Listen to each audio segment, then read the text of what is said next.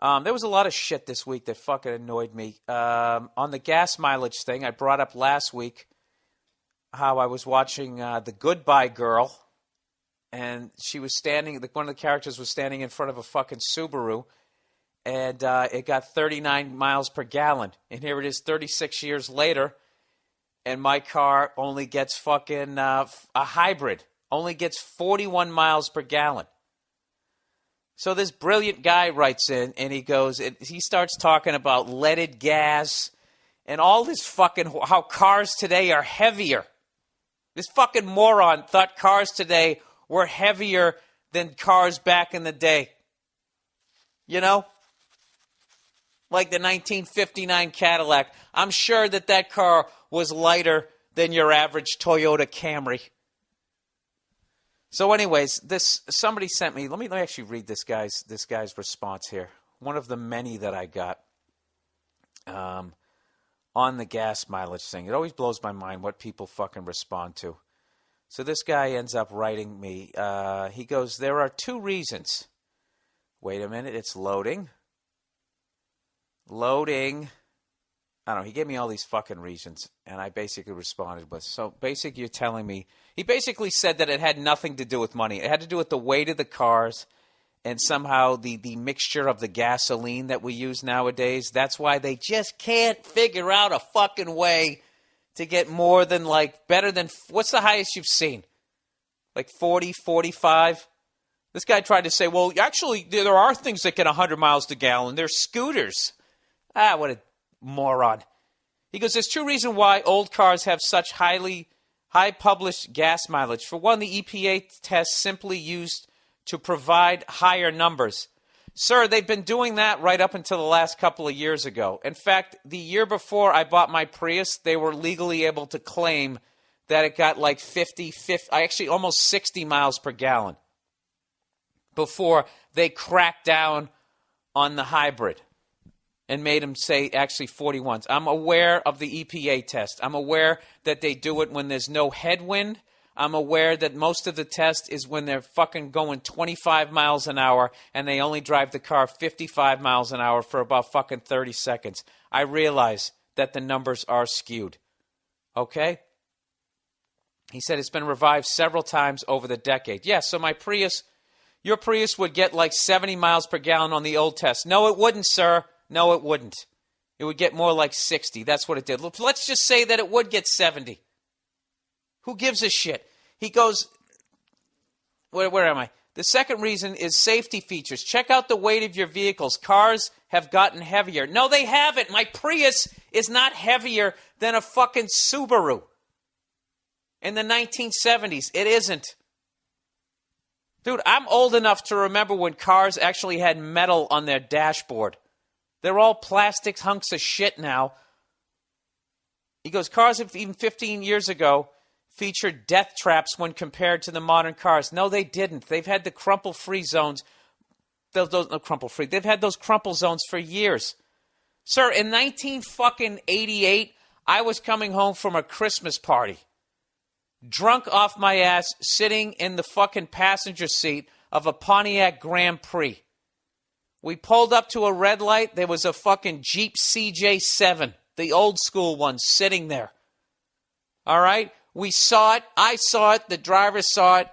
But the alcohol didn't quite see it. And we just sort of went, we were slowing down, but we didn't come to a complete stop and just completely rear-ended this guy. All right? There wasn't a scratch on the fucking Jeep. This goddamn car folded up like a fucking accordion. The engine dropped down underneath us. And I didn't even get a boo-boo. I just sort of, I didn't have a seatbelt on or nothing. The car was designed to take 80% of the fucking impact, all right? You're sitting in your cubicle just tossing these fucking numbers out. All right? So basically my response is, I'm saying it has nothing to do with money in the oil companies. So basically what you're telling me is that nowadays I can have a video conference with somebody in Brazil while my entire music collection is in my pocket on a phone that is also a camera and a video recorder. I can upload the content onto the internet and potentially have it viewed by every person in the fucking world, but we can't make a car that does any better than 40 miles per gallon. So fortunately, Everything else has fucking progressed. Except for gas mileage. Dude, I'm telling you, they have the technology to get like 500 miles per gallon. They're just not going to fucking put it out. Because that's how powerful the goddamn oil companies are. They're right up there with the banks. You got the banks, and then you got the oil company. The banks control the money supply, and then the oil companies, they control energy. Okay, you control energy, you control the fucking population.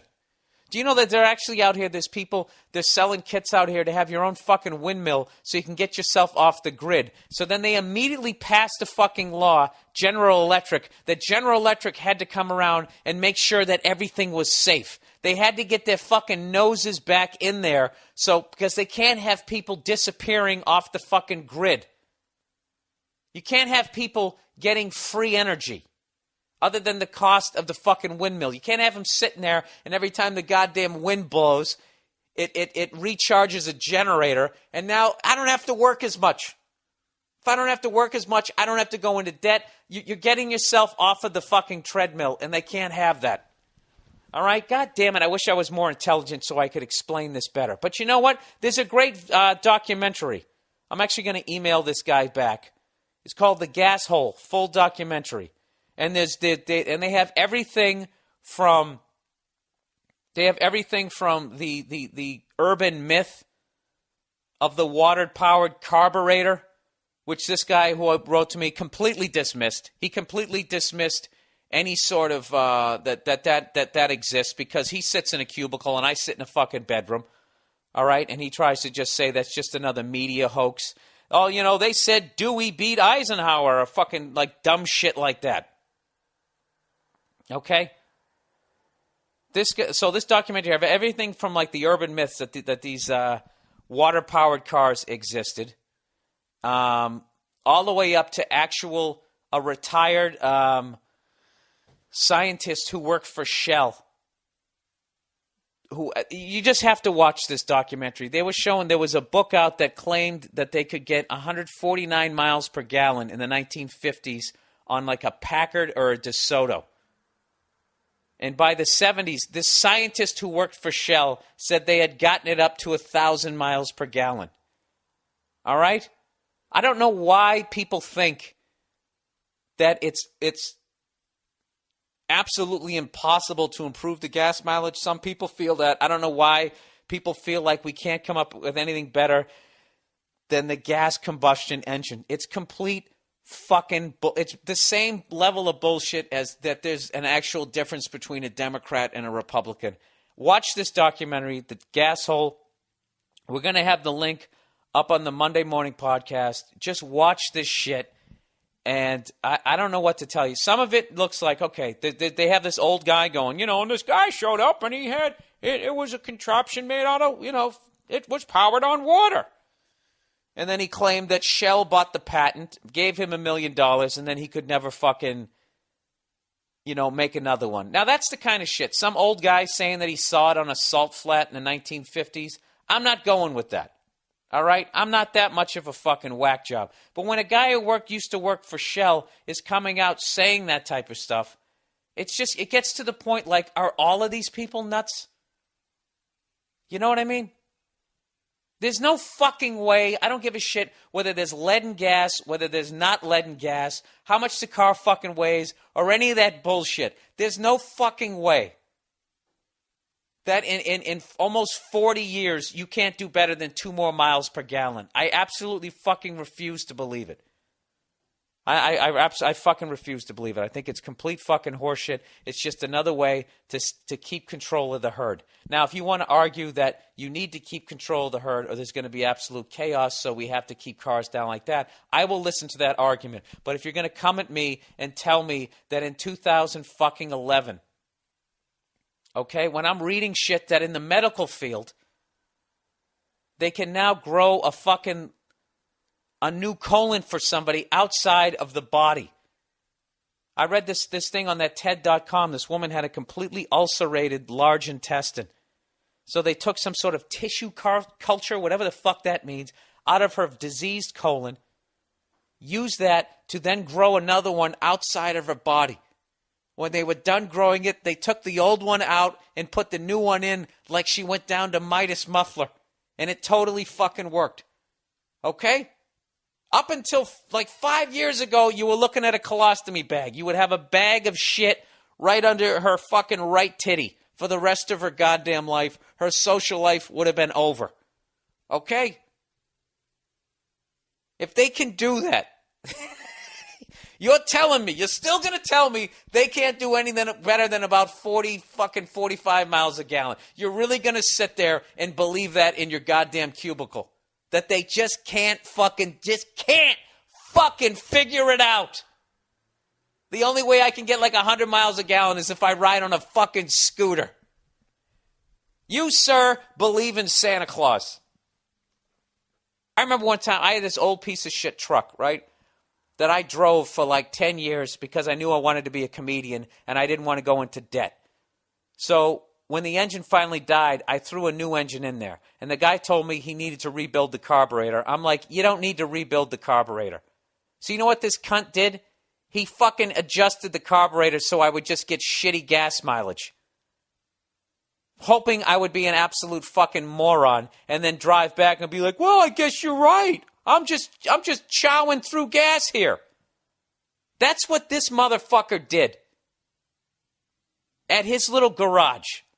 This little piece of shit did that because it wasn't enough that he fucking made $1,600 fucking bucks off me. He wanted to make like fucking $1,900. So he did that just as a fucking individual. And you're going to try and tell me that a corporation that basically controls the world's fucking energy is not going to buy up patents by people that are coming up with carburetors and stuff, like carburetors, but coming up with alternate ways of powering a car more efficiently. They're not going to buy that up. Dude, they had that whole Stanley Mayer thing. And that's not a conspiracy theory either. We actually played the news clip on the Opie and Anthony show. Stanley Mayer, great news for individuals, but bad news for oil companies. Claims he's come up with an engine that can run on any type of water. Fresh water, salt water, rainwater, doesn't make a difference. And he claims he can drive across the country on 28 gallons of water. This is of such interest, the Pentagon is sending a lieutenant colonel out there. That was the actual news clip from the Opie and Anthony show. It was an actual news clip. It's not some bullshit I read on a fucking website. Okay? Now, what happened after that, nobody knows. But basically, within 10 years, Stanley was dead and his car disappeared. And his brother right now is trying to get the car back and nobody knows where the fuck it is. All right? I truly believe that the quickest death sentence you could possibly have is to go on the news and claim that you've come out with an alternate source of energy that's going to put a corporation out of business that is projected to make $350 billion next year. How much do you think your life is worth? And if you have $350 billion, how easy is it, do you think, to get somebody to solve this problem? Last week, I was saying, how come miles per gallon on cars has basically been the same since the 70s? So people were trying to suggest to me that cars weighed more back in the 70s. And I said, get the fuck out of here. Those goddamn lead, back in the day, they had metal bumpers and full-size spares. Get the fuck out of here. I remember when we had like a 72 or 73 Buick Regal, two-door. And it took me and one of my brothers all of our might to open that fucking car door. It's like open the goddamn, like a bank vault. But two things I forgot to do. One, actually look up the stats. And two, realize that I was like fucking 6 years old when I was trying to open it. You know? You ever think that shit? When you think it doesn't really snow as much as it used to? Which it probably doesn't. But as far as like the storms, remember you're like, dude, back in the day it was up to my waist. Yeah. And you were about 3 feet tall. That's why. That's why it seems so fucking deep, because you could barely look over a coffee table. Anyway, so I'll give you guys that one. Okay? And I would actually love to be wrong on this one, but I just don't think I am. Even though I was wrong that cars weighed more in the 70s. And people showed me a bunch of stats because God knows I'm not going to look at them. All right? And people, by the way, who actually said that I really sounded like a moron last week, may I invite you to listen to the first 4 years of this podcast and just see the reoccurring theme that is. Okay? I don't read. It makes me sleepy.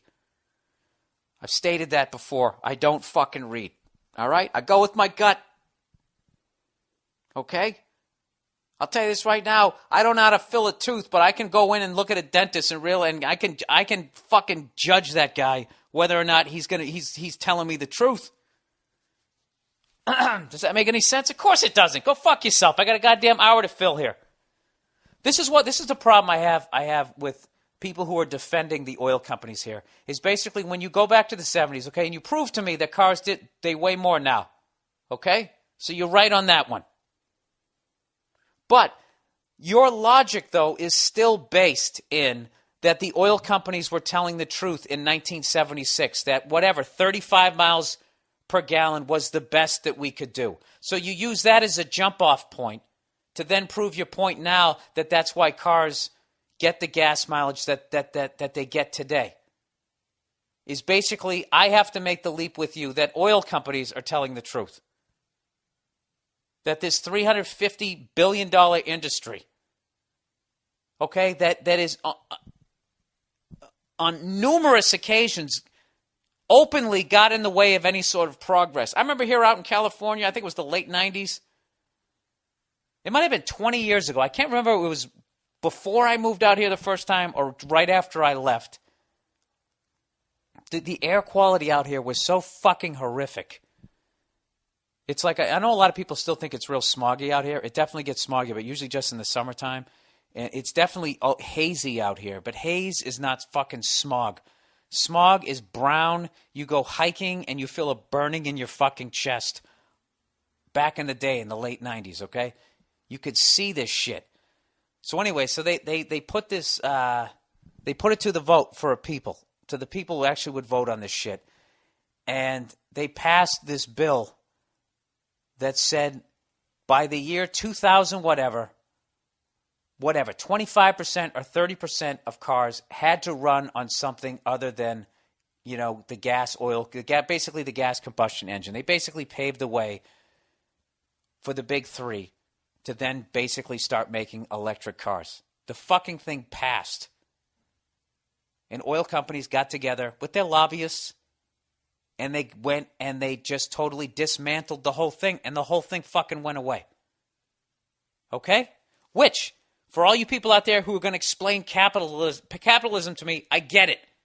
That is their prerogative to do that.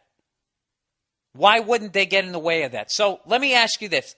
You're telling me that they would get in the way of that, but they wouldn't get in the way of any sort of progress?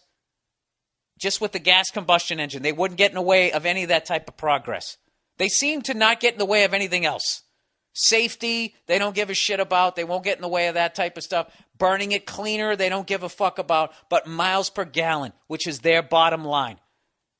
Like, do you guys honestly think, like today, like what your car gets, like that's honestly the best that science can do? That is, we are right up against the fucking wall. Is that what you're telling me? Considering if they just even increased it by 5-10 miles a gallon per every new car, that they would immediately lose hundreds of millions of dollars. Why would they do it? Why would they allow that to happen? Why wouldn't they get in the way of that? That's all I'm asking here. And you know something? For all you fucking assholes out there who call me this whack job conspiracy theorist, these are my conspiracies. Bankers are fucking evil. Oil companies lie to you. And insurance companies are pieces of shit. That's basically my three. And that they have enough money to basically buy elections. That's basically it, okay? Those really aren't groundbreaking conspiracies. Are they? I'm not saying there's some guy living in the fucking moon. I'm not saying I saw a fucking flying saucer come out of the goddamn ocean and fucking take a piss on somebody sunbathing and then, I saw Ronald Reagan waving out the side of it and then it took off. I'm not saying that shit. I don't buy it, okay? And I actually got emails from people.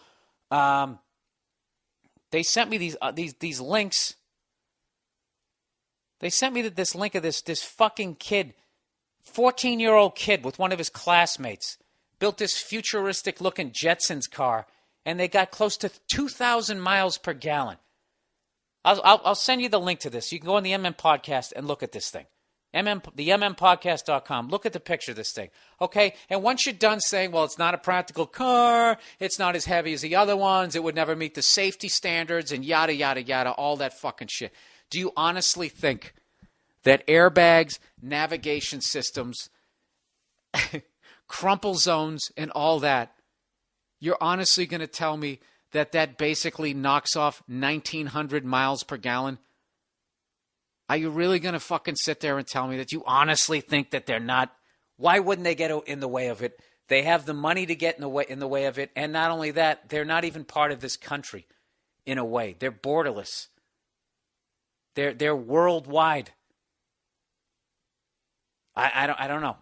So I disagree. I respectfully apologize for not fucking looking up the weight of the car. I was 100% wrong in that, but I still do not think that I'm wrong or I'm fucking paranoid. I had one guy, this guy's fucking hilarious. This guy was just ripping me. Just saying this is classic old man. It's like, dude, I'm 43. Jesus Christ, this guy's going old man like I'm afraid of the world. I'm afraid of the fucking world. I at least can sit here and tell you that I don't believe in all that religious horse shit. What if I was a scared old man, wouldn't I be going to church every goddamn week? Wouldn't I be doing that stuff? Believing in the Immaculate Conception? I think you go in the ground, people. You know what? That's my theory. I think when you die, you go in the ground, and then you become a fossil fuel for more people to fucking fight and lie about the. Do you know? My Prius, and I've actually thought about doing this. There's people. Granted, it fucks over your warranty on your car. They can actually get 100 miles per gallon, and basically what they do is they just fill the ass end with a bunch of batteries, you know, which I'm sure those are great for the environment. Oh, you know what it is, people? I think you know what it comes down to the most. Why is my fucking throat so dry? Hang on a second. I think it comes down to no matter what we do, we're fucked. But I just think that there's certain entities that just have too much fucking power. I think when you start making $350 billion a year and you're nationwide, at some point, some sort of government should have some sort of power over you. And I don't really think that ours does. I don't think that they have any fucking power. Well, what are they going to do? They got us by the balls. The second you start giving them shit, they put their hand on the nozzle of the spigot. Go ahead, keep talking. We'll shut this fucking thing off. Huh? You want to pay $9,000 for a cantaloupe? Then shut your face. $4.25 a gallon. Go fuck yourself. Next question. Yes, this is Armani. All right, plowing ahead here.